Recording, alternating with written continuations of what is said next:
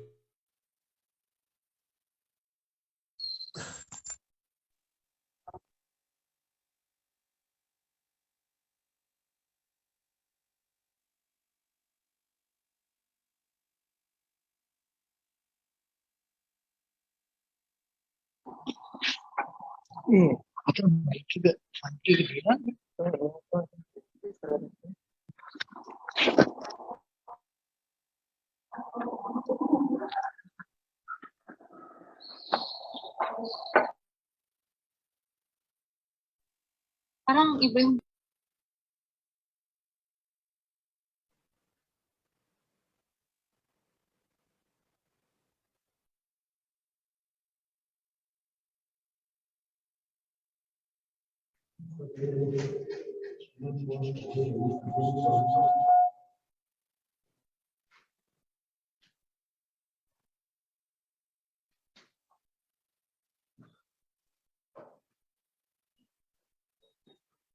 Good afternoon, ladies and gentlemen.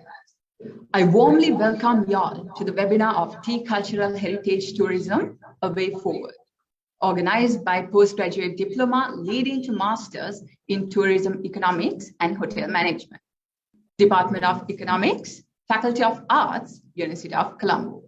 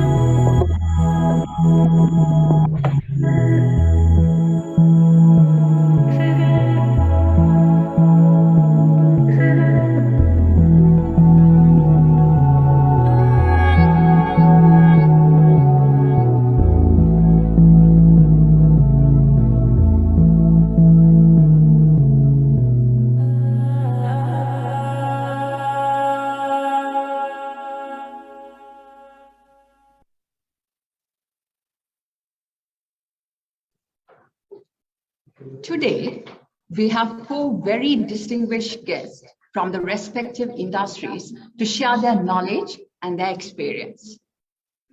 The first speaker for the day is Mr. Malik J. Fernando. He is the Managing Director of MJF Holdings and Dilma Tea. He was graduated from Babson College, Boston, and he is the Managing Director of Hospitality Arm of Dilma, Resplendent Ceylon. Professor Noel Scott has worked as a tourism consultant and academic researcher for 26 years, and he has led research and consulting projects in sustainable tourism, tourism branding, destination management, tourism product experience and design, and China tourism. Prior to starting his academic career in 2001, he was a senior manager in a variety of leading businesses, including tourism and events in Queensland. He is an adjunct professor of tourism management at the Sustainability Research Center of the University of Sunshine Coast. Dr. Kishu Gomez is the Group CEO of Dreamron Group of Companies, Managing Director, CEO, Chevron Lubricants Lanka PLC and Chevron Ceylon Limited. He was the former chairman of Sri Lanka Tourism Promotion Bureau, and very recently, he was awarded with the Sustainable Corporate Leadership Award as well. Last but not least, our dearest lecturer, Dr. Rohan Tatukorala, one of the Sri Lanka's respected marketing professionals with 17 years of experience working with top British multinationals, winning twice the Best Marketeer by Chartered Institute of Marketing and Business Achiever Award, PIM, University of Sri Jawadarapura. He is the CEO of artificial intelligence company ClueTrack, Sri Lanka, Maldives, and Pakistan. Dr. Atukorala was a former chairman, Sri Lanka Tourism, Sri Lanka Export Development Board, and Lanka Satasa. Thank you very much for taking time from your busy schedule to participate in our event today. It is indeed a great pleasure to have all of you with us. Objective of today's webinar is to explore the potential and prospects in promoting tea cultural heritage practices for tourism development in Sri Lanka, and also to provide the evidence-based knowledge contributions with innovative approaches to enhance the opportunities for all relevant stakeholders to maximize their potential benefits. This would not be possible if the help of this person wasn't there. Behind all these activities, there is this invisible hand who always pushed us to achieve the best. Continuous encouragement and the motivation helped us to bring out the best ideas to the table. And he is none other than Professor Suranga De Silva, the founding coordinator of Tourism Study Program, Department of Economics, Faculty of Arts, University of Colombo. Dear sir, I now invite you to do the opening remark of this webinar. Thank you very much, Bhagya.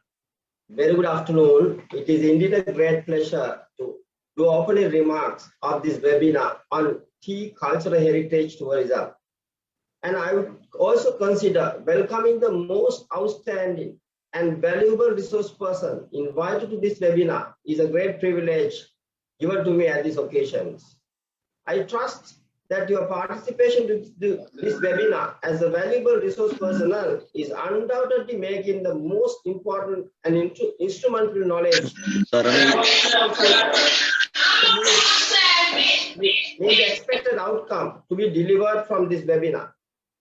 As a founding coordinator, I am sincerely thankful to Professor Noel Scott from the University of Sunshine Coast, Australia, Mr. Malik J. Fernando, Managing Director of Resplendent Ceylon Dilma Tea at NJF Holdings, Dr. Kishu Gomez, Group of CEO, Dream Drawn Group of Companies, and Dr. Rohantha Atukorala, President and CEO at Talk Track, Sri Lanka and Maldives. Other most invited, distinguished guests and participants, and my dear students. As the opening remark of this webinar, I wish to bring your notice to main objective of this webinar.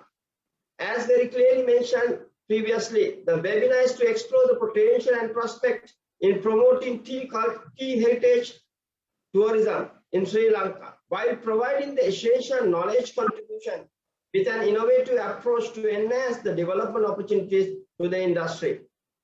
It has been well said by Sri Lanka Tourism Development Authority under its tourism strategic plan for 2017 to 2020 that Sri Lanka is a story of untapped potentials. It is very obvious when you look at the current scenario of Sri Lanka tourism development can be clearly understood when considering how we Sri Lankans use most of the exclusive Sri Lankan product into tourism promotions. For instance, Ceylon tea, Ceylon cinnamon, Ceylon gems, Buddhism in Sri Lanka, Sri Lankan cuisines, and so on. That is very clearly explained that Sri Lanka tourism is a story of untapped potentials. Instead of always telling that Sri Lanka has a great potential as a country located in the strategic point in Sri Lanka Asian region, we believe that we must do our best effort to capitalize such potential as much as soon as for the nation's prosperity.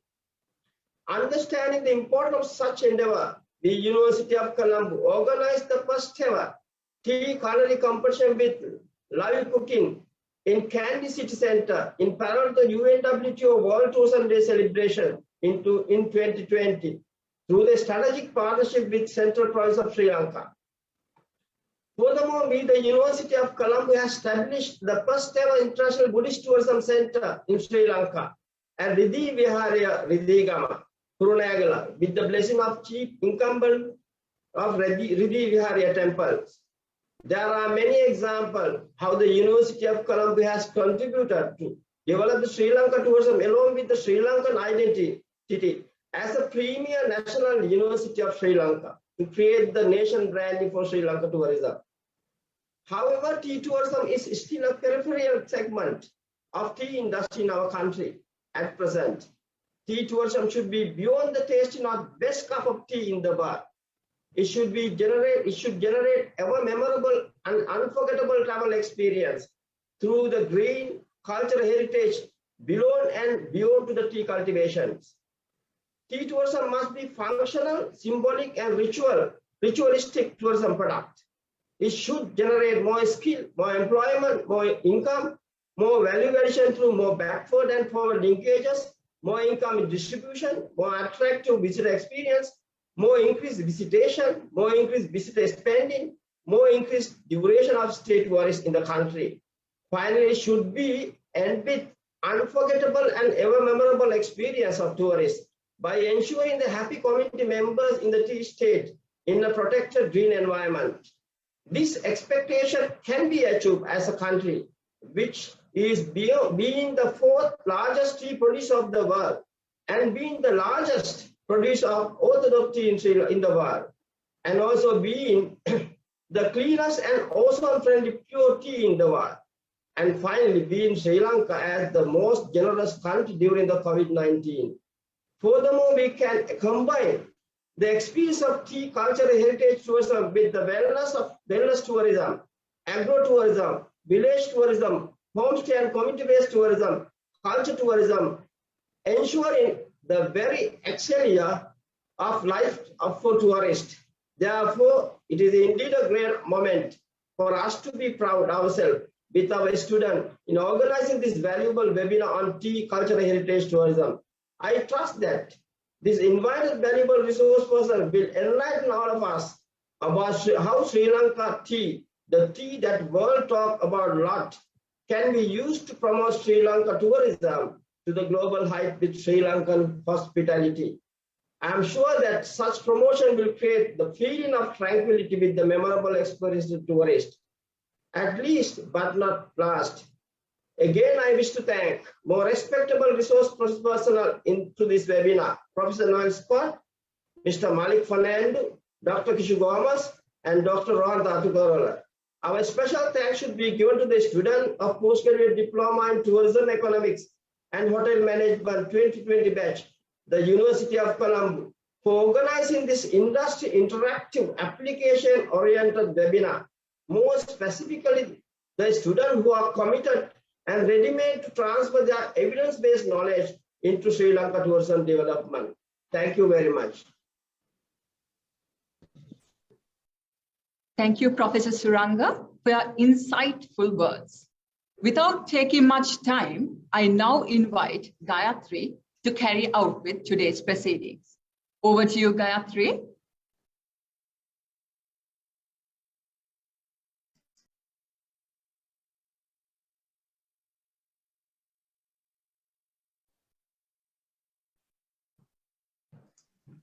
Thank you very much, Bhagya. Ladies and gentlemen, again, welcome to the webinar, Tea Cultural Heritage Tourism, a way forward. Have a delightful evening, all of you. And thank you very much for spending with us your valuable time with us and your specialty time. Before starting the webinar, I would like to announce to the participant, if you have any questions, please drop them into chat box. Please be kind enough to mute your microphones and camera. At the beginning of our webinar, let's start with the most iconic symbol in tea industry, the Managing Director of Dilmah Tea, Mr. Malik J. Fernando.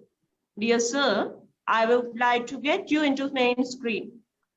Good afternoon, sir. Afternoon, Hello, sir. everybody. Good afternoon, sir. Good afternoon.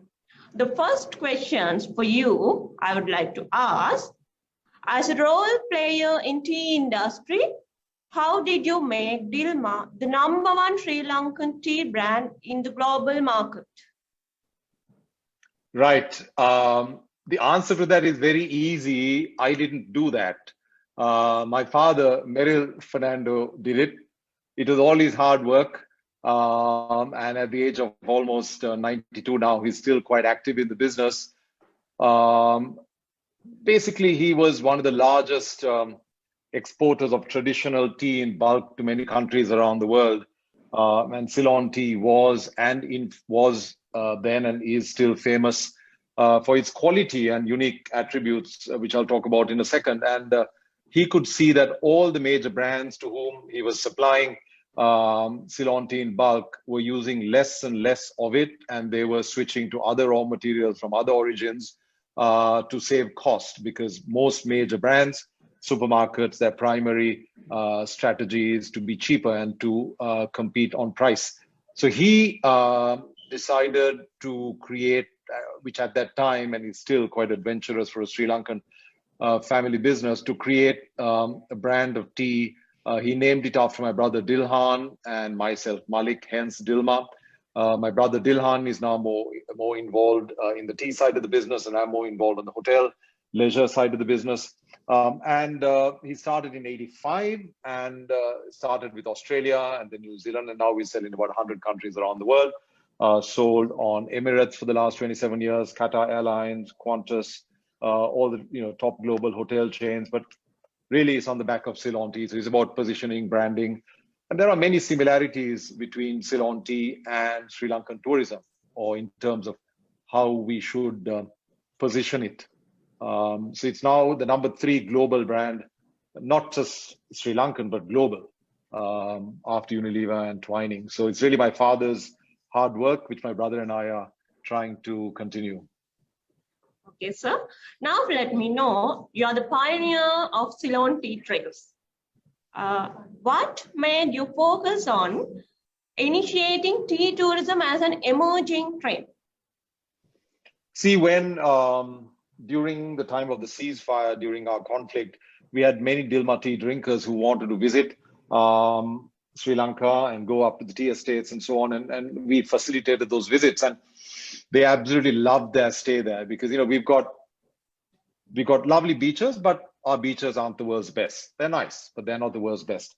So, selling Sri Lanka purely on the basis of beaches is really not a successful strategy, certainly not for the more discerning high-end traveler. You've got to sell it as a complete package of a continent in one country, as I say. So there is no other country in the world that has this number of attractions in a small size, the size of the US state of, say, West Virginia. You've got the Emerald Tea Mountains at 2,000 meters, a cultural triangle, East Coast beaches, surfing, amazing wildlife, biodiversity.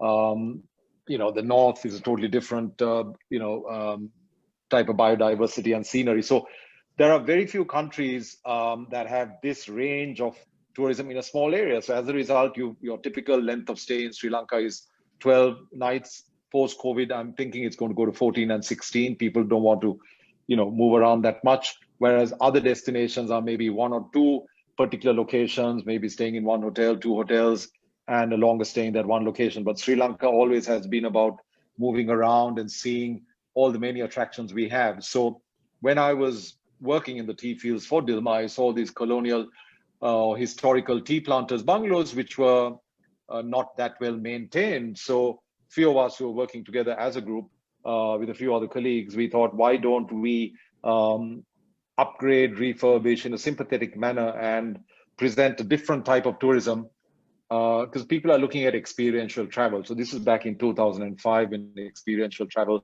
wasn't commonplace.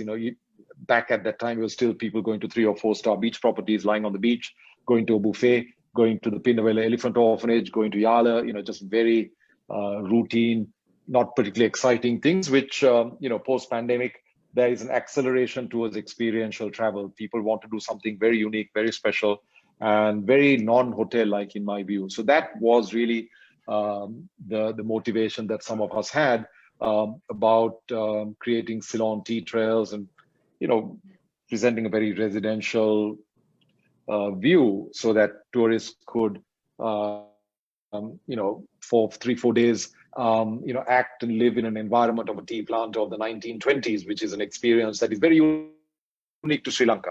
You don't do that in Thailand, you can't do that in Vietnam, you can't do that in Bali, you can't do that in the Maldives, you can't do that in, India, parts of India you can, but so on. So there's no point trying to do things that you can do in other countries as well, or possibly better. So we've got to do things which are uniquely Sri Lankan. That's what makes us stand out. So that really was the motivation. Thank you very much, sir. The next question for you about the potential in tea tourism. Since Dilma is now heavily involved in tea tourism or the tea trail, so what are the contexts in global market context we can see these kind of potentials? I mean, there has been a lot of development. You have, let's say, the Tea Factory Hotel. There are a few other tea bungalows that have been developed. Since we started, it has moved reasonably well. But tea tourism by its nature has to be low intensity, cannot be mass scale. If anyone goes up to the tea country and tries to put up a massive 500-room hotel, that should not be permitted. So I really think it's got to be something which is all about distribution, restoration of these bungalows, giving people a true flavor of Ceylon tea, tasting tea, tea cuisine, tea cocktails, agricultural aspects of tea. So they actually leave not only with a lovely holiday, but an appreciation of Ceylon tea, and then continue to consume our most famous beverage. So you actually win them over as a customer for brand Sri Lanka, for nation Sri Lanka when they go back. So I think it's really all about, where these tea-based wellness treatments, tea-based cuisine, tea-based beverages, exposure to tea agriculture, trekking, mountain climbing, hiking, camping. But it's got to be sustainable, low touch, high value, because that, in my view, is the model for Sri Lanka. Just trying to look at what other countries have done and just going for volume doesn't make sense, because you can have half the number of tourists and double our earnings if you position the country correctly, before it gets ruined. Thank you, sir. And we have exceeded 120 participants right now. So there are so many questions from the participant. Let me ask one question from the chat box. Ms. Vidarsha asked that. What made you focus on initiating tea tourism as an what areas need to be developed promoting heritage tea tourism in Sri Lanka? There are so many questions, sir. Yeah, what areas need to be developed? I think the point is this: the Ceylon tea industry is a great and wonderful industry. It was a legacy of the British who brought tea here in 1867. And you know, the greatest years of the industry were probably in the 20s, 30s, 40s. In the last decade or so, you know, due to privatization, nationalization of the plantations, very ill-advisedly by the government, then there's been, I would say, a decline in the vibrancy of the agricultural side. So one thing that's important is to see that tea, the investment in the tea industry, replanting, management practices, adaptation to the climate crisis, you know, biodiversity, all of that is very, very important. We've just started an initiative to help protect the leopard in the highlands, and there is a significant colony of leopard that moves in an area that we've called the Peak Ridge Forest Corridor between one part of the Peak Wilderness and another. We've identified through camera trapping about 25 or 30 leopards that are in that area. And, you know, normally people don't associate the Central Highlands where Ceylon tea is grown, which is a World Heritage Site, together with the Knuckles as a domain for leopards. So I think that's something tourism is playing a role, you know, diverting profits from tourism, cause-based marketing to help protect the highland leopards. I think you need to ensure the health, the well-being, investment in tea and the success of tea as a quality beverage, maintaining standards in order for tourism to also thrive in that environment. And heritage tourism is obviously resuscitating the old bungalows, resuscitating the old factories, getting the old clubs, the old British planters clubs like Darawala Club, Talawakali Club, all these beautiful clubs which are now deserted, getting those up and running. So I hope that answers the question. Thank you very much, sir. And I really today appreciate for your participation because you are very busy and with busy schedule. You allocated your valuable time for us. And wish you all the very best from us. And we are really grateful to get your valuable participation for our webinar. Thank you very much, sir. Thank you. Good luck. Good luck. All the best. Thank you. Bye.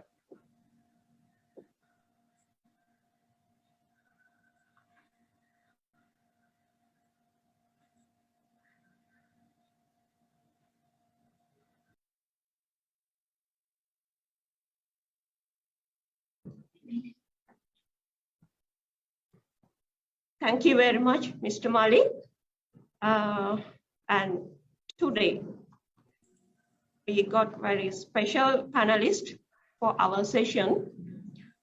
When we are promoting tea tourism, indeed, we have to consider tourism sector. Today, we invited, respectively, the most suitable person to discuss about this, Group CEO, Dream Run Group of Companies, and former chairman of Sri Lanka Tourism Promotion Bureau, Dr. Kishore Gomez.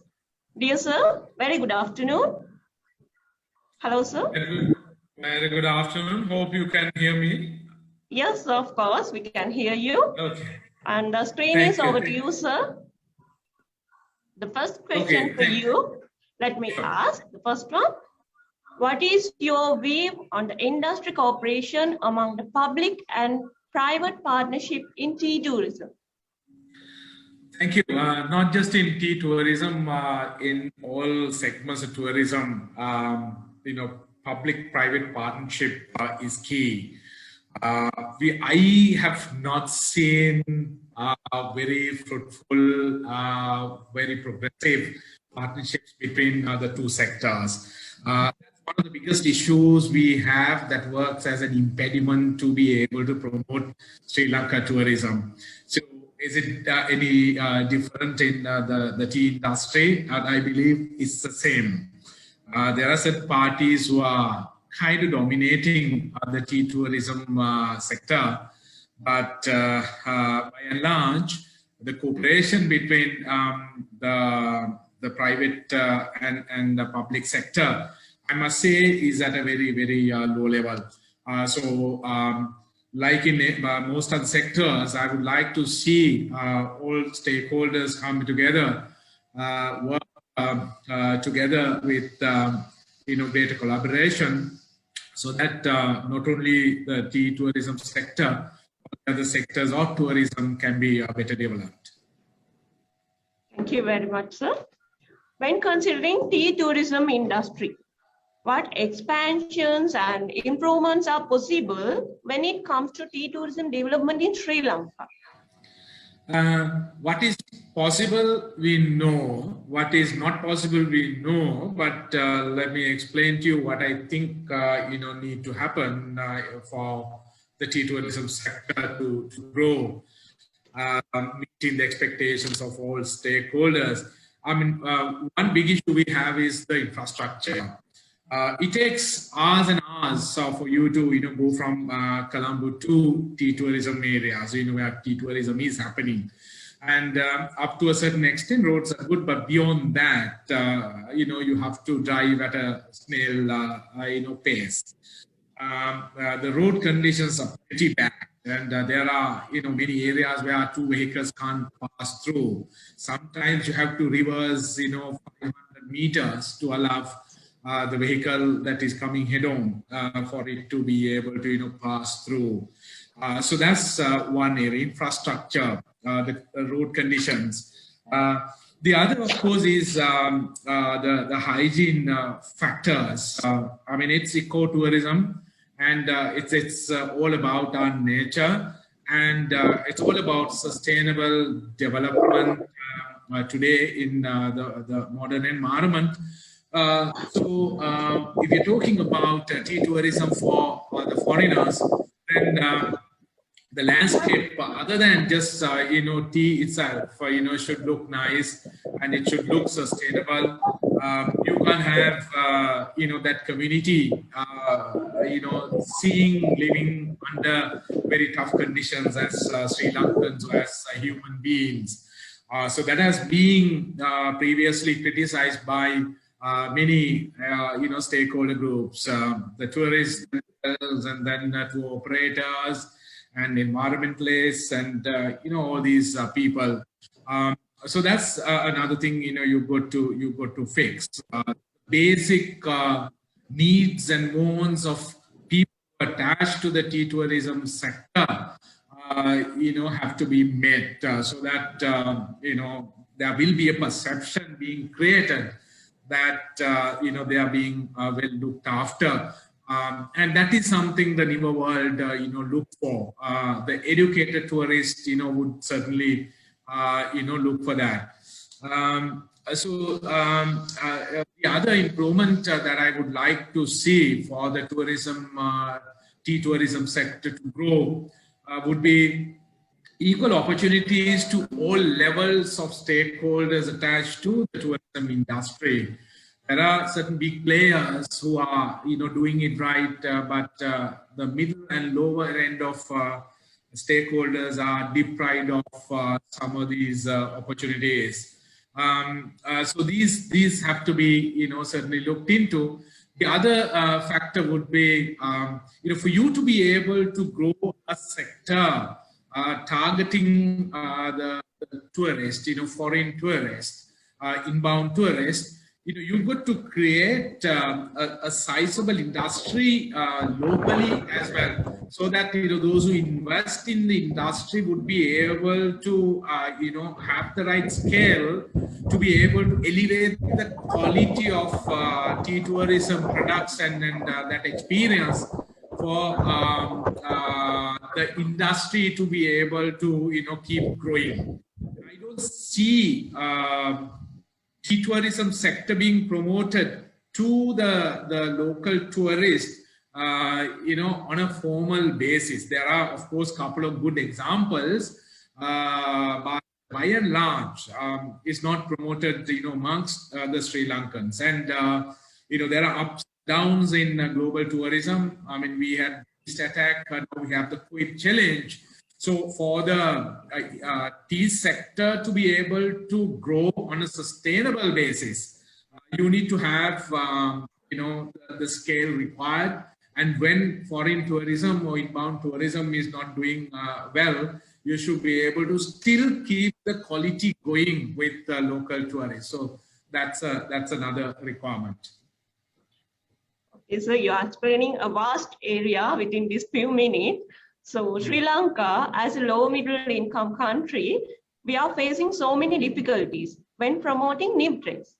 What kinds of challenges have you come across when it comes to tourism development in Sri Lanka? Speaking of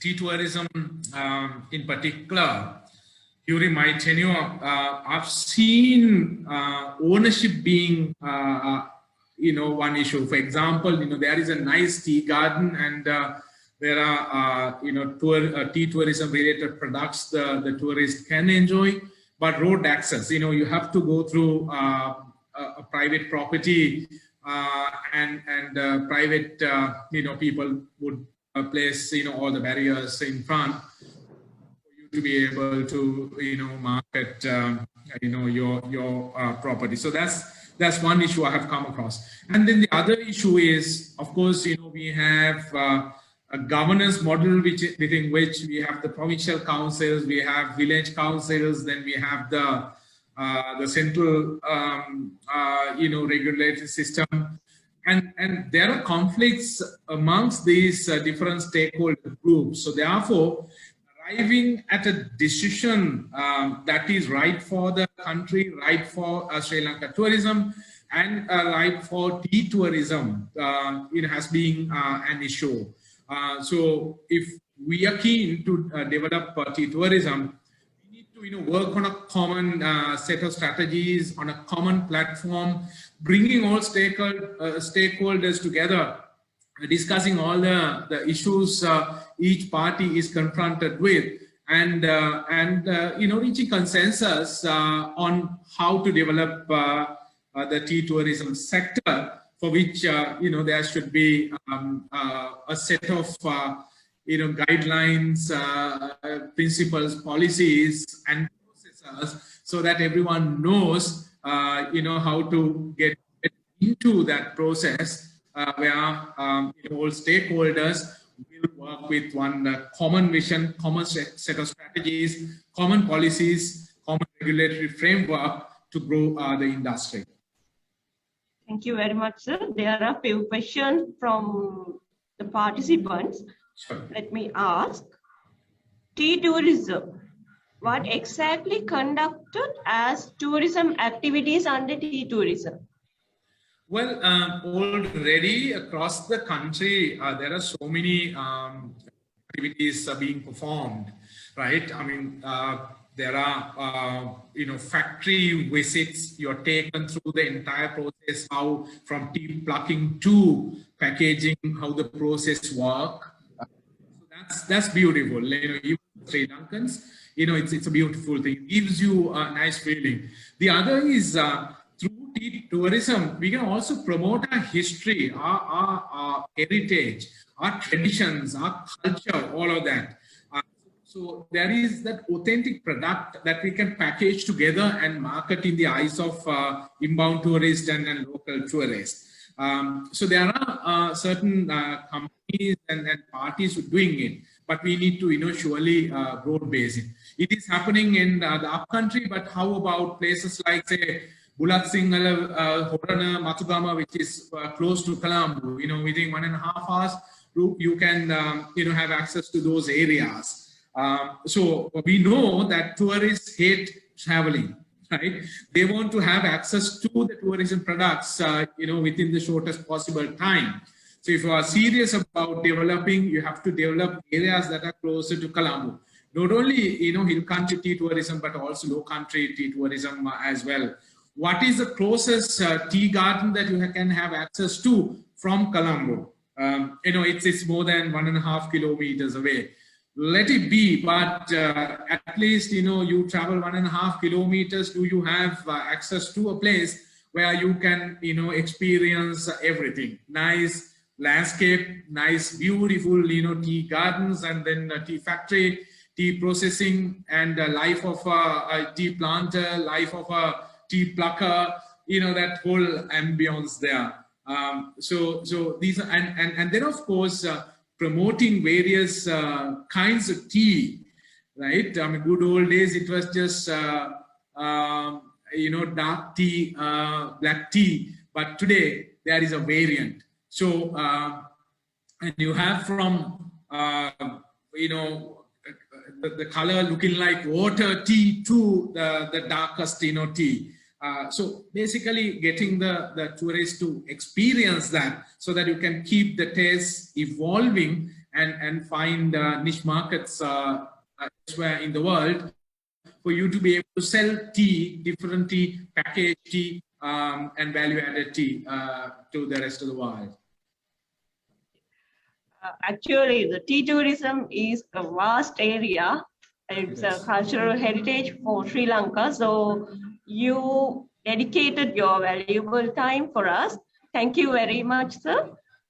Thank you very much, and thank you for roping me in. There is a long way to go, and I'm sure by doing this kind of things, you will get the attention of all stakeholders, and that's the beauty of this session. So I take this opportunity to, thank all you guys for putting this together and getting me involved. Thank you very much, and best of luck. Thank you. Have a good day, sir. You too. Bye.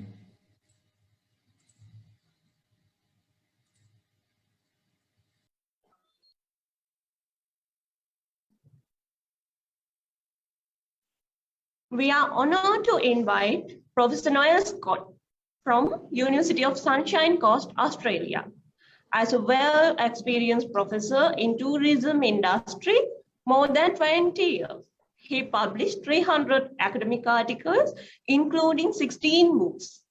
Good evening, Professor. Can you hear me? Good evening. The screen is over to you, sir. Now you can share the screen and address for gathering. Thank you. I'll try and share my screen. It's disabled at the moment.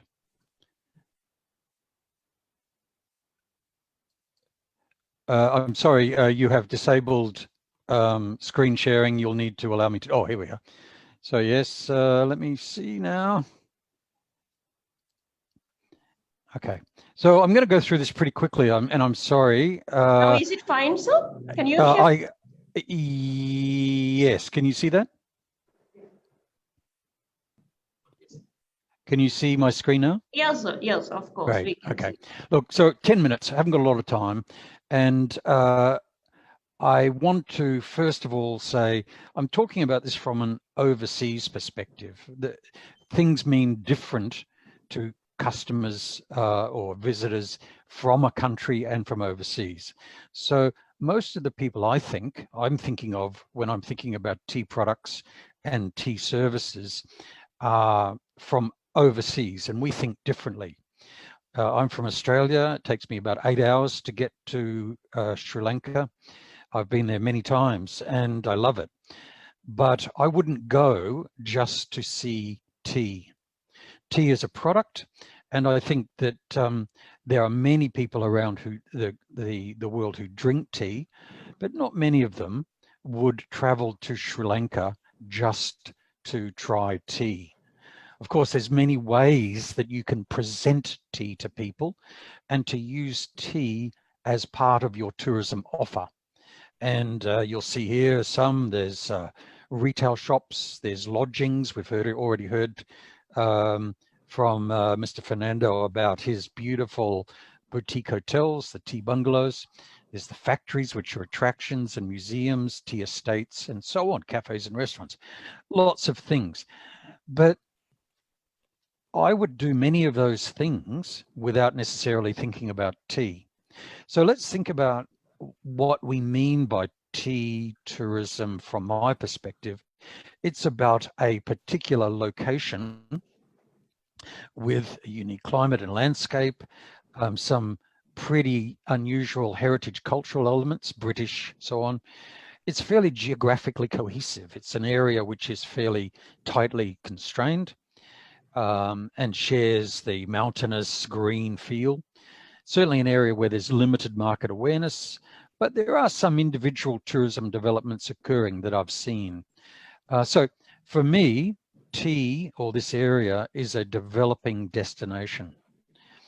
And so then you've got to think about, well, what are we doing here? What are we trying to do?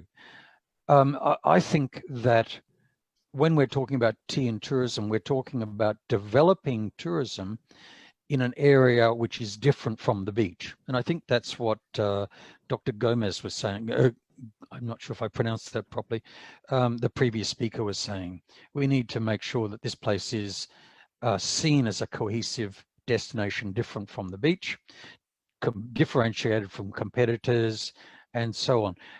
Destinations require a hero experience, something that is unusual and different, and T may be part of that, but not the only thing.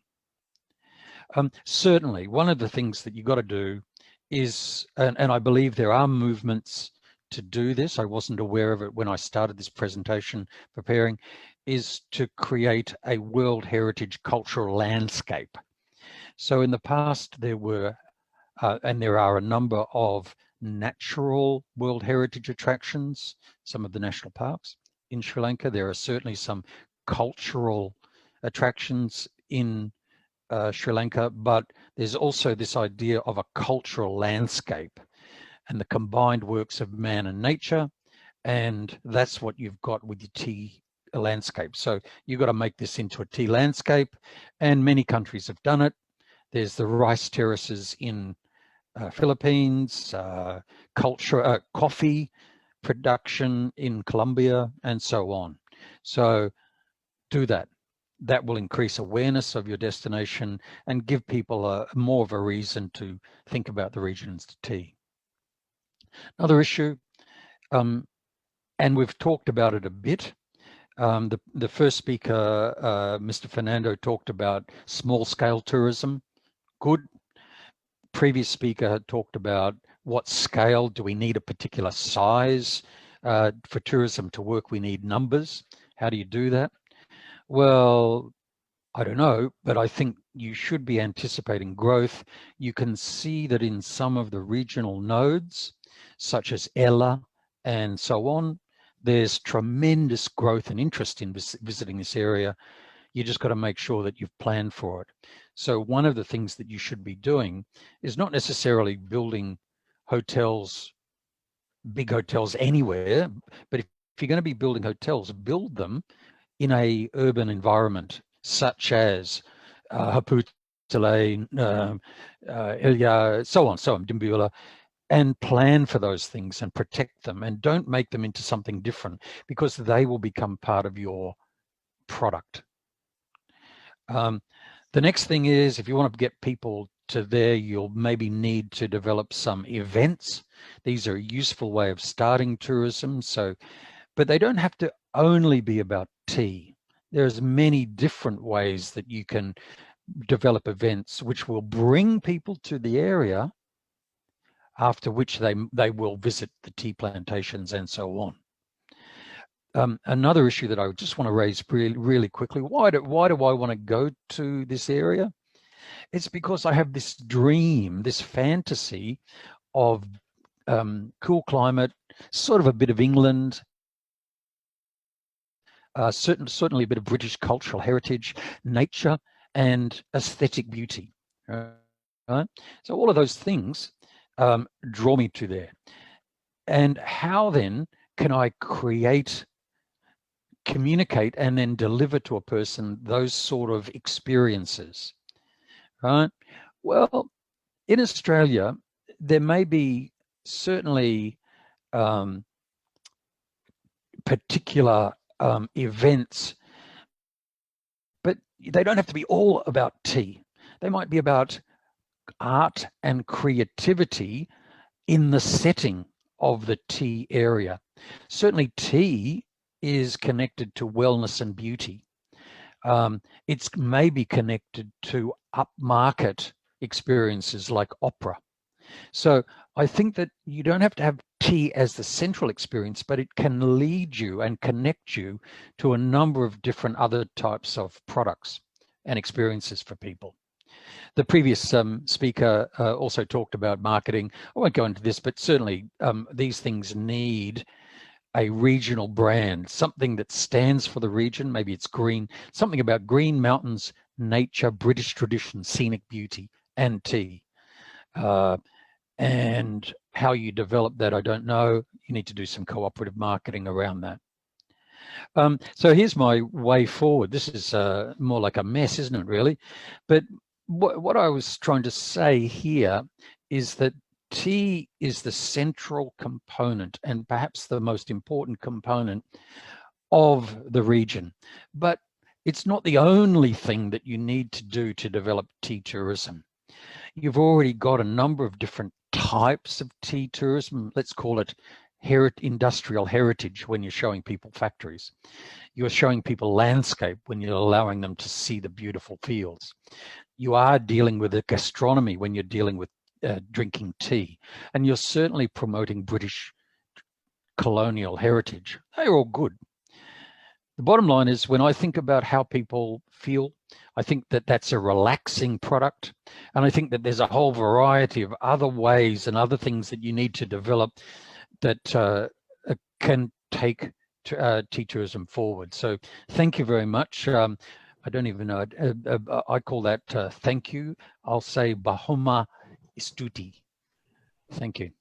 Thank you very much, Professor, for the interesting information during your busy schedule and also in different time zone from Australia. Yes, I am. It's after dinner now. Time for us, yeah. And we are really grateful to you to spending with us today and sharing your innovative and valuable knowledge contribution to our webinar. Thank you very much, sir. Have a good day.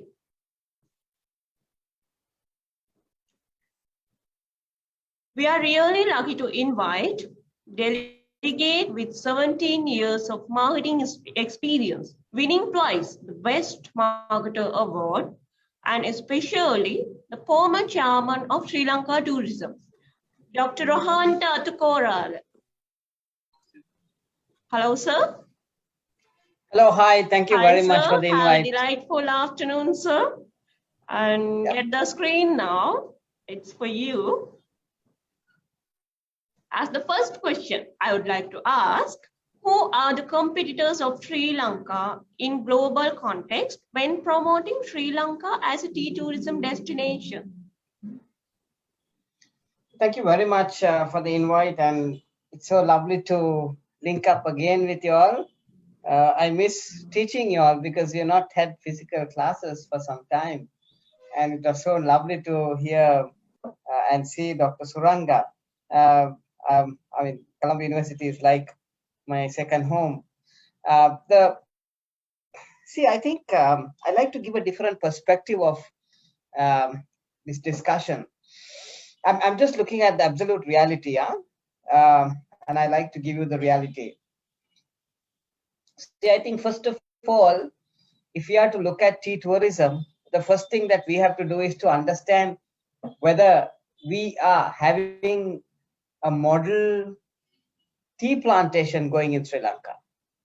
I'm not sure whether you're aware that after privatization of the tea industry in 1992, you had the modern methods of management that came in, where most of the tea plantations started diversifying into different other businesses like the tourism, into energy and power, agricultural tourism, and of course gem and jewelry business also in the mid country. So there was significant change that happened, and we call this the regional plantation companies, RPCs, who built a new kind of a model. They started looking at the total value chain, and post the value chain, they also looked at in terms of actually bringing out brands into the market. So that's how the Sri Lanka's tea industry evolved post 1992. After the colonization took place in 1970s of our tea plantations. Now, that's point number one. Point number two is that if you look at the tea industry per se, total production of tea has been coming down. It hovers around 300 million kilograms of tea. But there's been a lot of issues with regard to replanting. And if you don't replant our tea, what will happen is that our production capacities can come down to almost 40 to 50% in the next 5 to 7 years. Now, the point 3 that I like to share with you is that if you look at the reason why you cannot replant a tea is because it doesn't give you return on investment. Now, why is the return on investment not coming? Because 60% of the cost of production happens to be on the labor. So I'm going to come to your question, right? But I just need to give you a background. Now, when you take the 60% of the cost is on labor, and that is because of wages. So now the problem we have right now is that the state has agreed for 1,000 rupees wages, and that has led to the regional plantation companies showing that they cannot even survive with that kind of pricing strategy. And finally now you have all the regional plantation companies going into court challenging the decision of the wage rate. So that is the reality. So first of all, if you're talking about competitiveness with regard to tea tourism, the first thing that needs to be done is that we have to first solve this issue to protect our tea plantations and to make sure that our tea plantations are viable. Then comes your second step, which is as to how you're going to drive tourism using tea. You see, so those are the key points that you need to understand. Now, so that's part A of your answer. Part B of your answer is that what we have to remember is that what is the biggest problem tourism is faced with, Sri Lanka tourism, is because the awareness levels of our brand is only 4% in the world. Because we have not had a proper global marketing campaign for the last maybe 10 years. So now tea tourism is going to help us in terms of actually offsetting our competitors, not only in the tea industry, but across other industries also. And a traveler saying, hey guys, I need to go to Sri Lanka. Now, how does that happen? Because 60 million cups of tea are drunk every day. I mean, I sat on the tea board for 10 years and I was in the president appointed committee for evaluating the regional plantation companies. So that's why I have an in-depth understanding of tea. And my dad is a tea planter. So 60 million cups of tea are drunk every day, which is all Ceylon tea. So just imagine out of that 60 million, those people all know about Ceylon tea as a brand. And we are only trying to attract 1 million people into Sri Lanka in 2021. And that's the target that the government has set. And I think tea tourism is definitely going to be a fantastic advantage to bring that 1 million tourists to Sri Lanka, that ideally we are looking at least $1.5 billion coming into the country, which you require. So I don't see any competition per se for this market. I think Sri Lanka has a beautiful green space to go out there and get this market to come in. And my mind just goes to the words that Dr. Palitha Kohana said with the ambassador to China. And he said, before he went, I had a discussion with him, he's my former boss. And he said, Rohanta, there is 70 million people who travel abroad from China.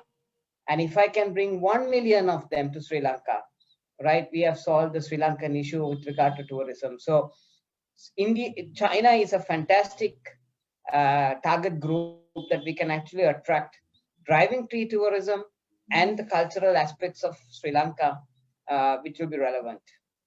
Thank you. Thank you very much, sir. As a well-experienced person in tea industry and also the tourism industry, let me know what weaknesses and threats do you think Sri Lanka should overcome as a tourism destination? See, thank you for the question. I think the answer is very, very clear. Like I told you, the first weaknesses that we have is that we have to make sure that people are knowing about our brand for a distinctive reason.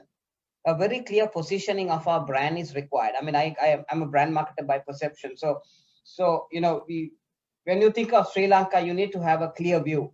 You should not think about the Easter attack. You can't think about the tsunami that took place. I mean, if these are the two kinds of things that think of your brand, then you have a problem.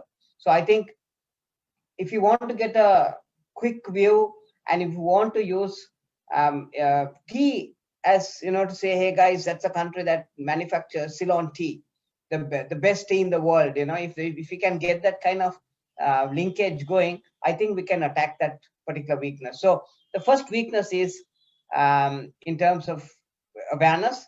The second weakness I see is that we also have to start developing new products. You know, the last new product that I think Sri Lanka tourism launched was in 1972, which was Pinnavala.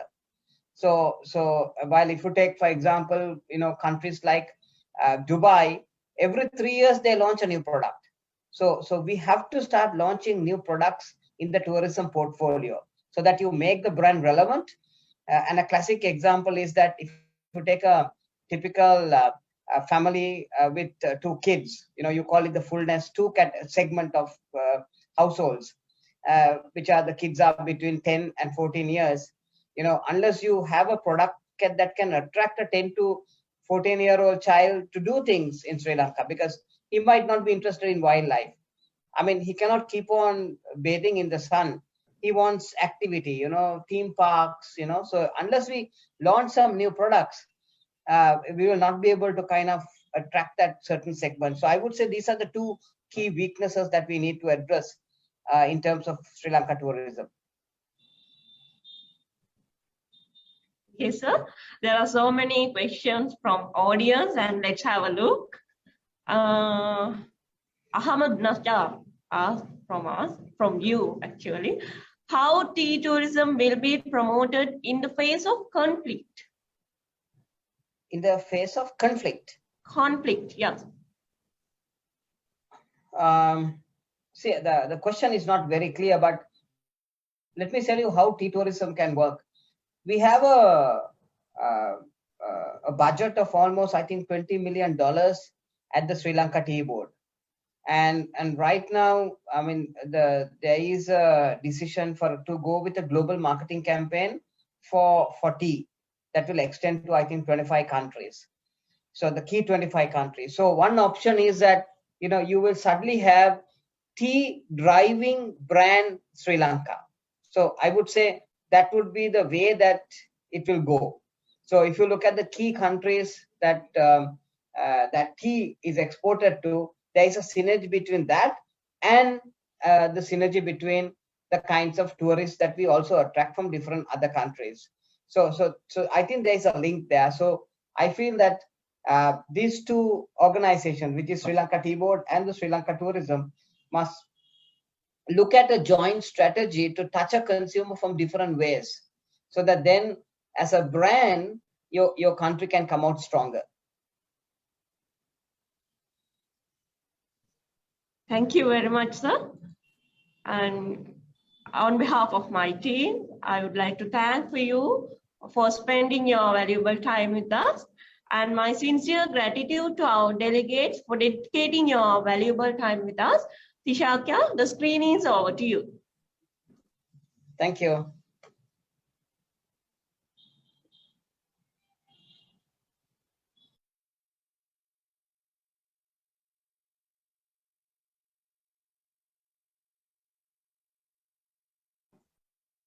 Thank you, Gayatri.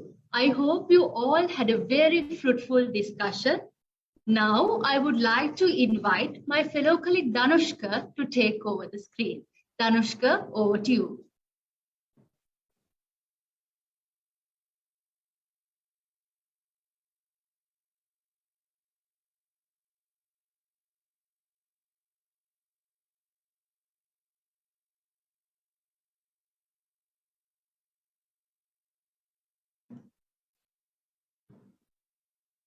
Thank you, Tishakya.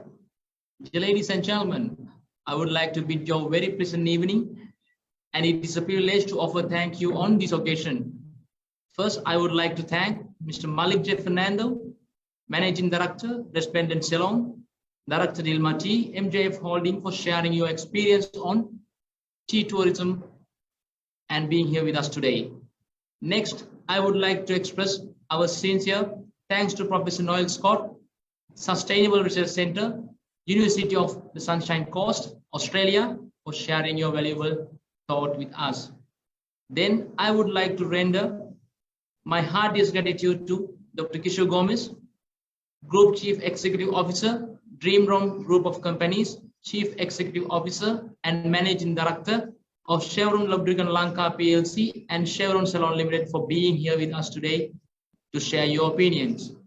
And lastly, Dr. Rohan Tatukorala, President, Chief Executive Officer, Clutrack Sri Lanka, Maldives and Pakistan.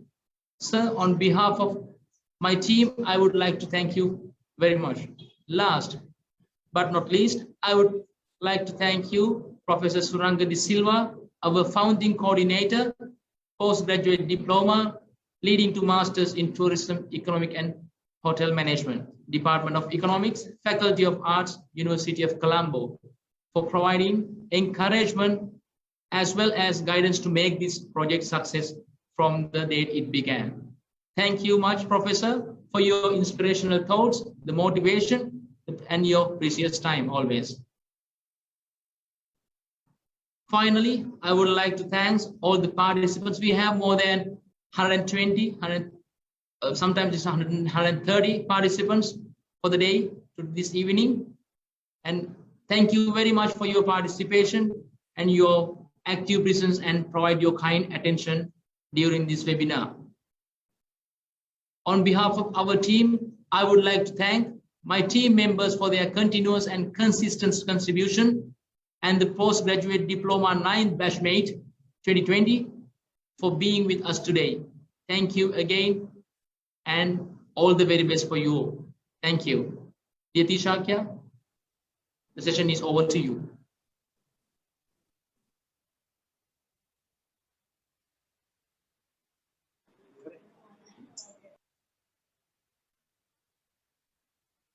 Thank you so much. This is Dr. Sindhu Kapoor from Cluster University, Jammu, Dean, Faculty of Social Sciences. It's been a wonderful and informative seminar, and I congratulate the Department of Tourism, University of Colombo, Sri Lanka. Many congratulations to Professor Gayatri.